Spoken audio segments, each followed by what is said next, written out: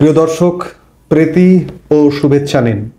আমি এই মুহূর্তে আপনাদের সামনে কথা বলতে এসেছি বাংলাদেশ সেনাবাহিনী প্রসঙ্গে ভারতীয় এক গণমাধ্যমের অভিযোগ প্রসঙ্গে। আমি ভারতীয় গণমাধ্যম আনন্দবাজার পত্রিকার অনলাইন ভার্সনে একটি সংবাদ নিয়ে এই মুহূর্তে কথা বলবো। সেটি হচ্ছে 27 ডিসেম্বর শুক্রবার তাদের অনলাইন ভার্সনে একটি সংবাদ প্রকাশিত হয়েছে।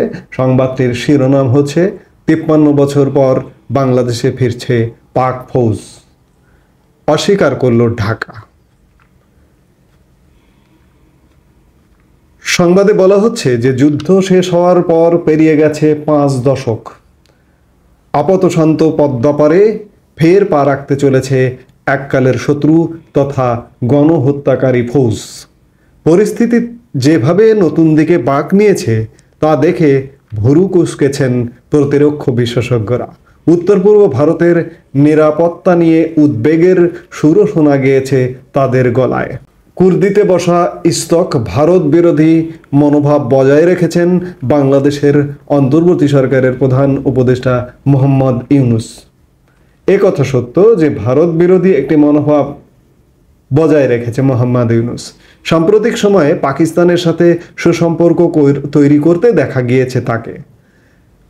এবার আরও এক কদম এগিয়ে রাওয়ালপিন্ডির সেনা সদর দপ্তরের জন্য তিনি পদ্মাপারের দরজা খুলে দিলেন বলে সূত্র মারফত মিলছে খবর।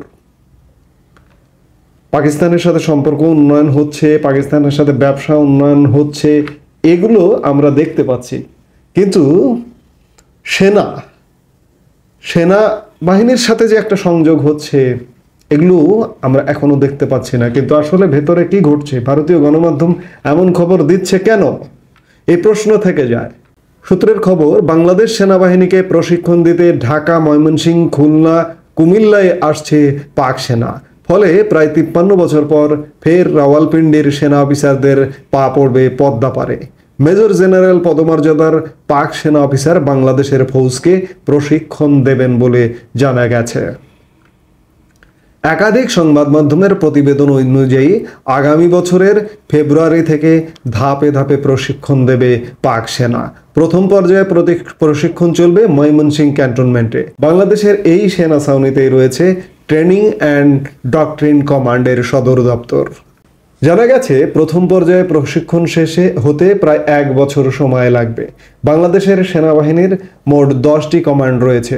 পরবর্তী পর্যায়ে প্রতিটি কমান্ডেই প্রশিক্ষণ দেবে পাক ফৌজ। কতদিন বা বছর ধরে এই প্রশিক্ষণ প্রক্রিয়া চলবে তা অবশ্য স্পষ্ট নয়। চলতি বছরের নভেম্বরে বাংলাদেশের অন্তর্বর্তী সরকারকে সেনা প্রশিক্ষণের প্রস্তাব দেন পাক ফৌজের জয়েন্ট চিফ অফ স্টাফ কমিটির চেয়ারম্যান জেনারেল শাহির শামশেদ মির্জা। রাওয়ালপিন্ডির সেই প্রস্তাব সাদরে গ্রহণ করেছেন পদ্মাপারের সেনাপ্রধান জেনারেল ওয়াকারুজ্জামান। সম্প্রতি বাহিনীকে প্রশিক্ষণ দিতে তিনি পাক সেনা অফিসারদের বাংলাদেশে আমন্ত্রণ জানিয়েছেন। পাকিস্তান থেকে বিপুল পরিমাণ গোলা বারুদও আমদানি শুরু করেছে বাংলাদেশ। এবছরের সেপ্টেম্বর থেকে ডিসেম্বরের মধ্যে ইসলামাবাদের কাছে 40,000 পাউন্ড বুলেট চেয়ে চিঠি পাঠিয়েছে ঢাকা। গত বছরের তুলনায় এই আমদানির মাত্রা প্রায় 3 গুণ বলে জানা গেছে। 2023 সালে 12,000 রাউন্ড গোলা বারুদ আমদানি করে বাংলাদেশের সেনাবাহিনী। এবছর রাইফেলের গুলির পাশাপাশি 2000 রাউন্ড ট্যাঙ্কের গোলা এবং 40 টন RDX উচ্চ ক্ষমতা সম্পন্ন বিস্ফোরক ইসলামাবাদ থেকে ঢাকা কিনেছে বলে গোয়েন্দা সূত্র মিলছে এই খবর।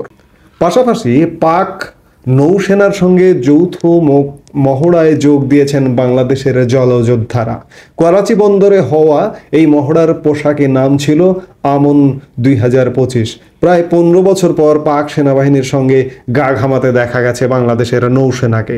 একে অত্যন্ত তাৎপর্যপূর্ণ বলছেন প্রতিরক্ষা বিশেষজ্ঞরা।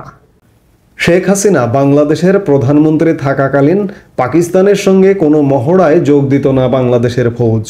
একবার ইসলামাবাদের যুদ্ধজাহাজ তৈমুর কিছুক্ষণের জন্য বাংলাদেশের বন্দরে নোঙর করার অনুমতিতে চেয়েছিল। পত্রপাঠ সেই আবেদন খারিজ করে দিয়েছিল হাসিনা প্রশাসন। প্রতিরক্ষা বিশেষজ্ঞদের কথায় উত্তর পূর্ব ভারতকে মূল ভূখণ্ড থেকে আলাদা করতে বাংলাদেশকে বোর্ডের মতো ব্যবহার করছে পাকিস্তান। রাওয়ালপিন্ডির সেনা অফিসারদের মূল লক্ষ্য শিলিগুড়ি করিডর। মুরগির গলার মতো উত্তরবঙ্গের এই এলাকাটির কৌশলগত গুরুত্ব অপরিসীম, অর্থাৎ চিকেন স্নেকের কথা বলছে। আর এই কারণেই বাংলাদেশে সক্রিয় হয়েছে পাক গুপ্তচর সংস্থা আইএসআই। ক্রমাগত কট্টরপন্থীদের উৎসাহ দিচ্ছে ইসলামাবাদ। শিলিগুড়ির করিডোর দখলের মাধ্যমে ভারত ভেঙে দুটি দেশ তৈরির স্বপ্ন দেখছেন তারা। উত্তর পূর্বের রাজ্যগুলিকে নিয়ে আলাদা রাষ্ট্র গঠনের ইচ্ছা রয়েছে পাকিস্তানের, এমনটাই আশঙ্কা প্রতিরক্ষা বিশেষজ্ঞদের এক অংশের। দ্বিতীয়ত, যেভাবে বাংলাদেশে কট্টরপন্থীদের উৎসাহ দেওয়া হচ্ছে তাতে সিঁদুরে মেঘ দেখছেন গোয়েন্দা কর্তারা। তাদের আশঙ্কা আগামী দিনে বাংলা, অসম এবং ত্রিপুরার মতো বাংলাদেশ লাগোয়া রাজ্যগুলিতে বাড়তে পারে জঙ্গি নাশকতা। পদ্মাপারে রোহিঙ্গা মুসলিমদের পাক সেনা সন্ত্রাসের প্রশিক্ষণ দিলে আশ্চর্য হওয়ার কিছুই থাকবে না। এই পরিস্থিতিতে গত 20 ডিসেম্বর সশস্ত্র সীমা বলের 61তম প্রতিষ্ঠা দিবসে শিলিগুড়ির সদর দপ্তরে যান কেন্দ্রীয় স্বরাষ্ট্রমন্ত্রী অমিত শাহ। বাহিনীর জওয়ান এবং অফিসারদের সঙ্গে দেখা করেন তিনি।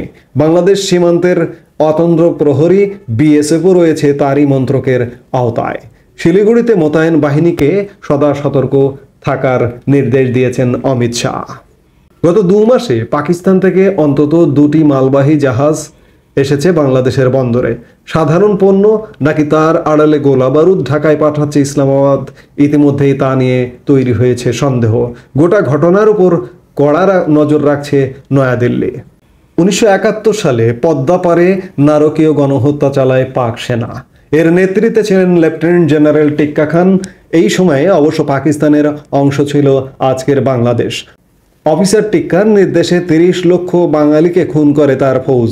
এর পোশাকি নাম ছিল অপারেশন সার্চলাইট। এই ঘটনায় হাজার হাজার শরণার্থী তৎকালীন পূর্ব পাকিস্তান ছেড়ে ভারতে আশ্রয় নিতে শুরু করেন। ফলে দ্রুত অবনতি ঘটে দিল্লি ও ইসলামাবাদের সম্পর্ক। ওই বছরের ডিসেম্বর মাসে পাক বায়ুসেনা হামলা চালালে শুরু হয় যুদ্ধ। 1971 সালের যুদ্ধে ভারতের সেনার সঙ্গে কাঁধে কাঁধ মিলিয়ে লড়াইয়ের ময়দানে ছিল বাংলাদেশের মুক্তিবাহিনী। মাত্র 13 দিনের মধ্যে মাথা নেওয়াতে হয় ইসলামাবাদকে। ঢাকায় আত্মসমর্পণ করে 93,000 পাক সেনা। দ্বিতীয় বিশ্বযুদ্ধের পর এত বড় আত্মসমর্পণ আর দেখেনি গোটা বিশ্ব। যুদ্ধ শেষে নতুন রাষ্ট্র হিসেবে আত্মপ্রকাশ করে বাংলাদেশ। নবগঠিত দেশটির প্রথম শাসক ছিলেন বঙ্গবন্ধু শেখ মুজিবুর রহমান। বিশ্লেষকদের একাংশের দাবি 5 দশক পর সেই ঘটনার প্রতিশোধ নিতে চাইছে পাক সেনা। সেই কারণেই বাংলাদেশের মাটিতে কট্টরপন্থা এবং ভারত বিরোধিতার বীজ পুঁতে দিতে উঠে পড়ে লেগেছে আইএসআই।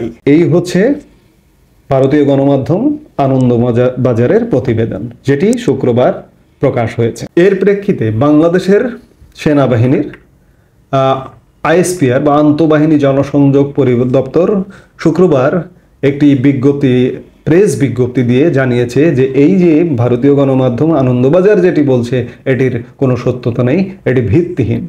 আইএসপিআর এর বিজ্ঞপ্তিতে যেটি বলা হচ্ছে যে ভারতীয় গণমাধ্যম আনন্দবাজার পত্রিকায় শুক্রবার প্রকাশিত উর্দিতে বাঙালি গণহত্যার রক্তের ছিটা 53 বছর পর বাংলাদেশে ফিরছে সেই পরাজিত পাক ফৌজ শিরোনামের প্রতিবেদনটিতে বাংলাদেশ সেনাবাহিনী সম্পর্কে বিভ্রান্তিকর এবং ভিত্তিহীন তথ্য উপস্থাপন করা হয়েছে। শনিবার এক প্রতিবাদ লিপিতে এ তথ্য জানিয়েছে বাংলাদেশের আন্তঃবাহিনী জনসংযোগ পরিদপ্তর। আইএসপিআর জানায় বাংলাদেশ সেনাবাহিনী পেশাদারত্ব, নিরপেক্ষতা এবং আন্তর্জাতিক সহযোগিতার নীতিতে অটল। অর্থাৎ আনন্দবাজার এমন প্রতিবেদন করেছে, তার প্রেক্ষিতে আমাদের সেনাবাহিনী বিজ্ঞপ্তি দিয়ে জানিয়েছে যে এগুলো সত্য নয়। পাকিস্তান বাংলাদেশ সেনাবাহিনীকে প্রশিক্ষণ দিচ্ছে না বা এরকম কিছু খবর একদম ভিত্তিহীন। তবে আমরা বাংলাদেশের সাথে সাম্প্রতিক সময়ে পাকিস্তানের দোহরম মহরম দেখছি। প্রকাশ্যেই দেখা যাচ্ছে ব্যবসা বাণিজ্য শুরু হচ্ছে। পাকিস্তান প্রধানমন্ত্রী শাহবাজ শরীফের সাথে বাংলাদেশের প্রধান উপদেষ্টা মোহাম্মদ ইউনুসের বারবার সাক্ষাৎ হচ্ছে। তিনি দায়িত্ব নিয়ে পাকিস্তান প্রধানমন্ত্রী শাহবাজ শরীফের সাথে যতবার বৈঠক হয়েছে, সাক্ষাৎ হয়েছে, এখন পর্যন্ত পৃথিবীর কোনো দেশের সাথে এইভাবে সাক্ষাৎ হয়নি, এতবার বৈঠক হয়নি। অর্থাৎ বাংলাদেশ পাকিস্তান সম্পর্কটা উন্নয়ন হচ্ছে। এটা কিসের উদ্দেশ্যে? এটি তো সন্দেহজনক, বিশ্লেষকরা সন্দেহ করতে পারে। তবে সেনাবাহিনী যেহেতু বলছে, আমরা এটি বিশ্বাস করতে চাই। কারণ আমার সেনাবাহিনী যদি দেশের জনগণের সাথে বিট্রে করে বা দেশের জনগণের বিপক্ষে যায়, বিপক্ষে কথা বলে, তাহলে আর ভরসার কোনো জায়গা থাকে না, স্বাধীনতা সার্বভৌমত্বের জায়গাও থাকে না। কারণ আমি আজ পর্যন্ত, এখন পর্যন্ত মনে করি বা বিশ্বাস করি, যে যাই করুক না কেন, এই যে একটি সরকার গঠিত হয়েছে, এই সরকারকে আমি বিশ্বাস করি না, কিন্তু আমি আমার সেনাবাহিনীকে বিশ্বাস করি। সেনাবাহিনী আমাকে রক্ষা করবে, এটি আমি বিশ্বাস করি, এই বিশ্বাসটি বজায় রাখতে পারি। এছাড়া ভারতীয় গণমাধ্যম যে অভিযোগ করছে মুক্তিযোদ্ধারা এখনো মরে যায়নি দাদা, এখনো বেঁচে আছে এবং তাদের পরের প্রজন্ম কিন্তু আছে, প্রতিনিয়ত জন্ম নিচ্ছে। সেই মুক্তিযুদ্ধের যে উত্তাপ, যে রক্তের দাগ, এই বাংলাদেশের মাটি থেকে কোনোদিন শুকাবে না। এমনকি ভারতের যেসব মুক্তিযোদ্ধা এই মাটিতে রক্ত বিলিয়ে দিয়েছে, সেই দাগও কিন্তু কখনো শুকাবে না। ওই ধরনের ঘটনা যদি ঘটে বাংলাদেশে, যে পাকিস্তান এসে প্রশিক্ষণ দিচ্ছে, এখানে খবরদারি করছে, কিংবা আর এক দেশে বাংলাদেশকে ব্যবহার করে ভারতকে আক্রমণ করছে, বা ভারতের স্বাধীনতা অখণ্ডতায় হুমকি হচ্ছে, এটি বাংলাদেশের মানুষই প্রতিরোধ করবে, নিরস্ত্র বাঙালি প্রতিরোধ করবে। 1971 সালে নিরস্ত্র বাঙালি কিন্তু ওদেরকে ঠেকিয়ে দিয়েছিল। পরে আপনারা, ভারত এসে যোগ দিয়েছেন এবং বিজয়টিকে ত্বরান্বিত করেছেন। বিজয়টি হয়তো দীর্ঘ সময়ে আসতো, সেটি স্বল্পতম সময়ে এসেছে। আপনারা যোগ দেওয়ার মাত্র 13 দিনের মাথায় আমরা বিজয় অর্জন করেছি 16ই ডিসেম্বর। কাজেই এই ধরনের প্রোপাগান্ডা, গুজব না সত্য, সত্য না গুজব, এগুলো আমাদের মনে একটু দোলা দেয়, আসলে কি হচ্ছে, কি ঘটছে। তবে আমি শনিবার আইএসপিআর বা সেনাবাহিনী যে বিজ্ঞপ্তিটি দিয়েছে সেটিকে বিশ্বাস করতে চাই। এই বিশ্বাস যদি কখনো ভঙ্গ হয়, তাহলে বিশ্বাসের আর জায়গা থাকবে না। এই মুহূর্তে এ পর্যন্তই। সবাই ভালো থাকুন, সুস্থ থাকুন। আমাদের ভিডিওগুলো নিয়মিত পেতে সাবস্ক্রাইব করুন Sajjad Kadir and the legends YouTube channel এবং লাইক, কমেন্ট, শেয়ার করে সাথে থাকুন।